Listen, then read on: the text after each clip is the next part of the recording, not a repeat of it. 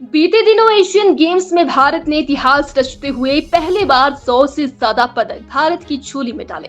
इसमें हिमाचल के लिहाज से दिलचस्पी बात यह है कि स्वर्ण पदक विजेता महिला और पुरुष कबड्डी दल में हिमाचल का भी प्रतिनिधित्व देखने को मिला, जहां हिमाचल से संबंध रखने वाले विजेता पुरुष टीम का हिस्सा था। वहीं महिला कबड्डी टीम में कप्तान सहित कुल 5 महिला खिलाड़ी हिमाचल में थे। ऐसे में हिमाचल में भी खुशी का माहौल है और एक कबड्डी फेडरेशन की ओर से भी खुशी जताई गई है। उन्होंने कहा कि मेंस कबड्डी टीम में विशाल भारद्वाज ने हिमाचल का प्रतिनिधित्व किया, तो महिला टीम की कप्तान रितु नेगी भी हिमाचल से है, जो सभी के लिए गर्व की बात है। वहीं हिमाचल कबड्डी फेडरेशन के अध्यक्ष ने कहा कि आने वाले समय में शिमला में भी अंतरराष्ट्रीय स्तर के खिलाड़ी देखने को मिलेंगे। साथ ही उन्होंने प्रदेश में ज्यादा से ज्यादा इंडोर स्टेडियम विकसित करने की मांग। सबसे पहले तो मैं जहां हिमाचल प्रदेश वासियों को बधाई देना चाहता हूं और उसके साथ साथ देश को तो है ही, पहले तो हमारी कंट्री है, क्योंकि इस बार एशियन गेम्स में जो हमने पिछली बार अपना स्वर्ण पदक गंवाया था, मेंस और वुमेन दोनों टीमें हमारे पीछे एशियन गेम्स में हार गई थी 2018 में। उसको हमने इस बार दोबारा से, हमारे बच्चों ने इतना अच्छा प्रदर्शन किया, इस बार लड़के और लड़कियों में दोनों में जो है स्वर्ण पदक जीता है। उसके लिए मैं जहां देशवासियों को बधाई और हमारे प्रदेशवासियों को, हिमाचल प्रदेशवासियों को ज़्यादा बधाई, क्योंकि इस बार पहली बार इतिहास में हिमाचल से जो है 6 खिलाड़ियों ने जो एशियन गेम में कबड्डी में पार्टिसिपेट किया, जिसमें कि 5 लड़कियां थी और 1 लड़का विशाल भारद्वाज, और 5 लड़कियों में जो हमारे हिंदुस्तान टीम की जो कैप्टन थी वो रितु नेगी ने उस टीम की अगुवाई की।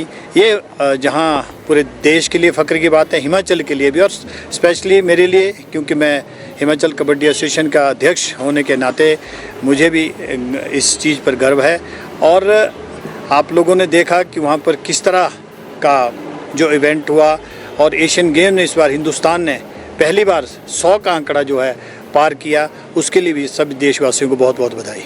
राजकुमार जी, जो फाइनल हुआ कबड्डी का ईरान और इंडिया के बीच, वहाँ पर काफ़ी तीखी नोक-झोंक हुई, और दूसरा ये भी कि जब वहाँ पर वो इतना बड़ा इवेंट था, हिमाचल से आप पहले ऐसे व्यक्ति जो वहाँ पे गए थे, आपने पहाड़ी टोपी पहनी थी, वहाँ एक मैसेज दिया हिमाचली संस्कृति को लेकर, और आखिरी जो पल था जब मेंस कबड्डी का, उसके बारे में बताया कैसा वहाँ पर वो माहौल था? उस वक्त माहौल बड़ा टेंस हो गया था, क्योंकि टीमें प्रेशर में, दोनों टीमें प्रेशर में थी, क्योंकि पिछली बार हम लोगों ने सिल्वर मेडल पे हम लोगों को संतुष्ट करना पड़ा, और जो ईरान की टीम थी वो पिछली बार की गोल्ड मेडल विजेता थी, क्योंकि उनका बड़ा जो कॉन्फिडेंस था बड़ा हाई था, और मैच बड़ा क्लोज था। लास्ट मोमेंट में जो है जब एम्पायर ने डिसीजन दिया तो वो इंडिया के अगेंस्ट पहले दिया, जो कि सरासर गलत था।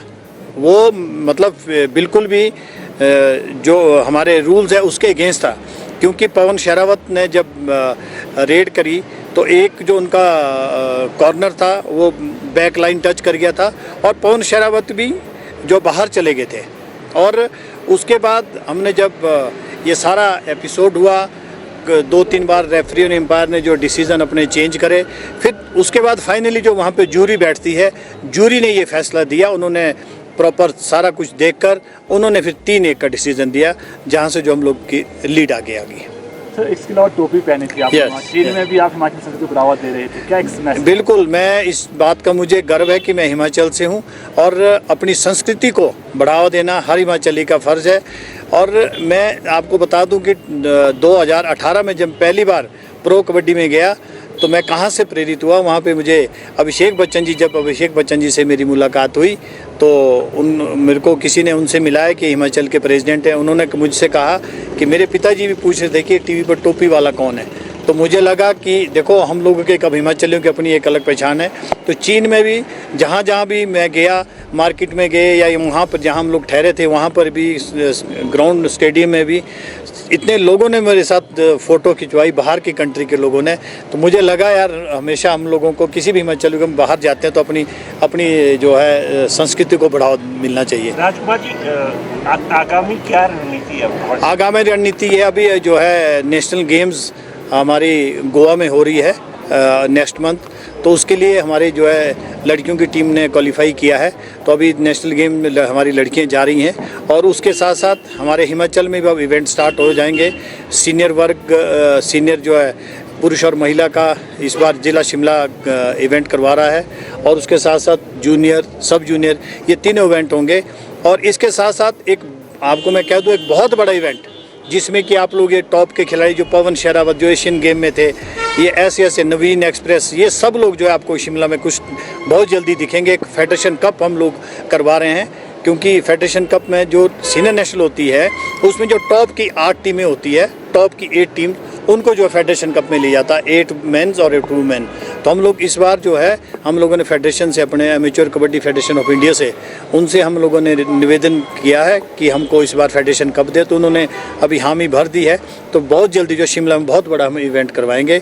और ये जो आज कबड्डी का यहाँ पे आप जो स्तर देखेंगे, जो कबड्डी आज इस लेवल पर पहुँची है, इसके पीछे जो है आदरणीय हमारे पुराने जो जिनकी डेथ हो गई स्वर्गीय श्री जनार्दन सिंह गहलोत जी, आज वो यहाँ पे नहीं है। वो हमारे ऑल इंडिया के भी प्रेसिडेंट रहे हैं, एशियन कबड्डी फेडरेशन के भी रहे और इंटरनेशनल कबड्डी फेडरेशन के प्रेसिडेंट रहे हैं। आज उनकी बदौलत जो है इस स्तर पर जो है कबड्डी पहुंची है। प्रो कबड्डी को लेकर भी है कोई आगामी ऑप्शन हुई है, वही पवन शेरावत जो इंडियन टीम के कैप्टन थे वो 2.5 करोड़ रुपए में बिके और हिमाचल से भी बच्चे इसमें गए हैं क्योंकि इसमें हमारा ज़्यादा रोल रहता नहीं है, क्योंकि जो भी फ्रेंचाइजी जिनको मिली है वो लोग अपने आप प्लेयर परचेज़ करते हैं, क्योंकि सीनियर नेशनल में जो है वहीं से वो लोग खिलाड़ियों का चयन करते हैं। सर जो आपने बात बोली है कप वाली, कब तक होना है, कौन से माह तक आप करवाने का सोच? ये बहुत जल्दी हम करवा रहे हैं। मेरे ख्याल मुझे लगता है ये अभी तो दिसंबर इस विंटर में तो हो नहीं पाएगा क्योंकि यहाँ सर्दियाँ ज़्यादा होती है, तो मार्च या अप्रैल में हमारी कोशिश है कि मार्च या अप्रैल में हम करवा दें। तो आपने कहा कि 6 खिलाड़ी खेले हैं इंडिया से,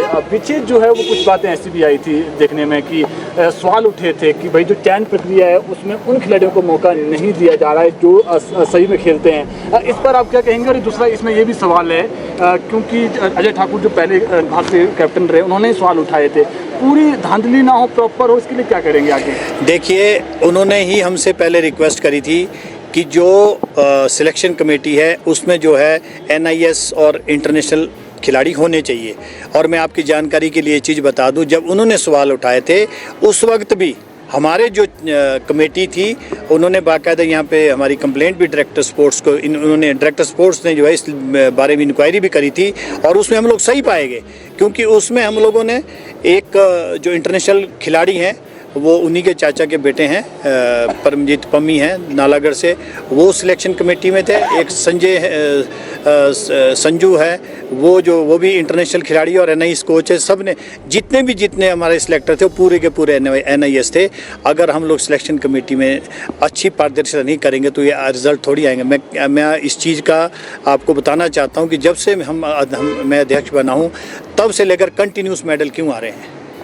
हम तभी आ रहे हैं जब हम लोग अच्छी पारदर्शिता से काम कर रहे हैं और सिलेक्शन में जो है कोई भी किसी तरह की गड़बड़ नहीं कर रहे हैं, प्रॉपर तरीके से जो डिजर्व करता है वही आगे जा रहे हैं। आखिरी सवाल है, यहाँ पर उस प्रकार के स्टेडियम नहीं जिस प्रकार के होने चाहिए, ना डाइट मनी मिल पाती है खिलाड़ियों को, और उसके लिए क्या आवाज़ उठाएंगे आप? बिल्कुल, उसके लिए तो माननीय मुख्यमंत्री जी ने, जैसा मैं पिछले दिनों दिल्ली में इनसे मिला था, इन्होंने कहा था कि हिमाचल में आप कबड्डी का बड़ा इवेंट करवाइए।